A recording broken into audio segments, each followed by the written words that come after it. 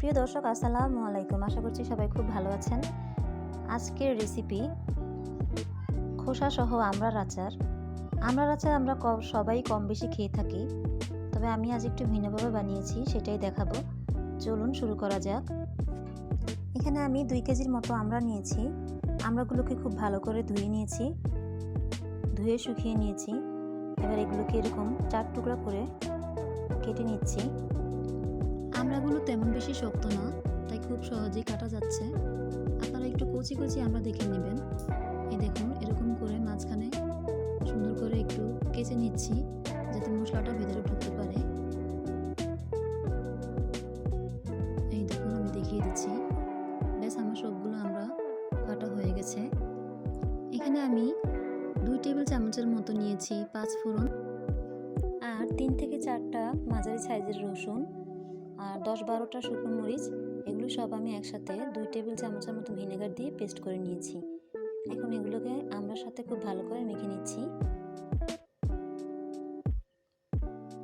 অনেকটা কাঁচা আমের খোসা আচারের মতো হবে। এখন এগুলোকে আমি বড় একটা পাত্রে নিয়ে নিচ্ছি। কড়া রোদে এগুলোকে শুকিয়ে নেব। খুব বেশি শুকানোর দরকার নেই, 2 থেকে 3 ঘন্টা হলেই হবে। আমি দেখিয়ে দিচ্ছি কেমন হয়েছে রোদে শুকালে 2 ঘন্টা পর। এই তো দেখুন, অনেকটা এরকম হয়েছে। মশলাগুলো প্রায় শুকিয়ে শুকিয়ে এসেছে। এই পর্যায়ে এখন আচারগুলোকে বানানোর পালা। আমি এখানে দিয়ে দিয়েছি আধা কাপের মতো তেল, সরিষার তেল। খুব বেশি একটা তেলের দরকার নেই, অল্প তেলেই আচারটা হয়ে যাবে। তবে অবশ্যই ফ্রিজে রাখতে হবে, বাইরে রাখা যাবে না। যদি বাইরে রাখতে চান তো সেক্ষেত্রে আপনাকে হাফ লিটারের মতো তেল গরম করে সেই তেলটা আচারের মধ্যে ঠান্ডা হওয়ার পর ঢেলে দিতে হবে। আমি এটাকে ফ্রিজেই রাখবো, দেখাচ্ছি কি করতে হবে। এখন এখানে দিয়ে দিচ্ছি স্বাদ মতো লবণ। এখানে একটু সুন্দর কালারের জন্য আপনি একটু হলুদ ইউজ করতে পারেন।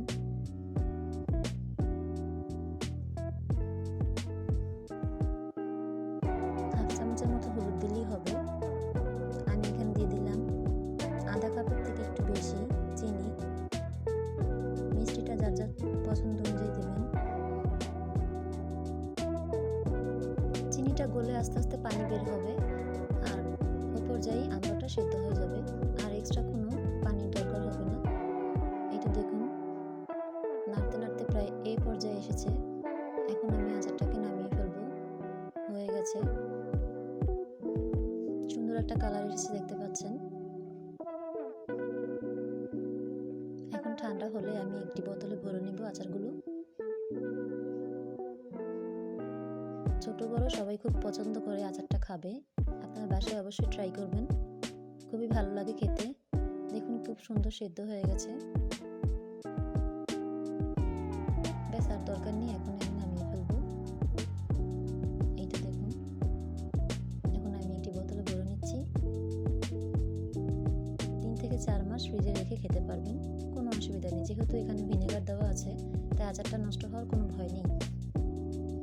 ভিডিওটি ভালো লাগলে অবশ্যই লাইক করবেন, আর চ্যানেলটি সাবস্ক্রাইব করার অনুরোধ রইল।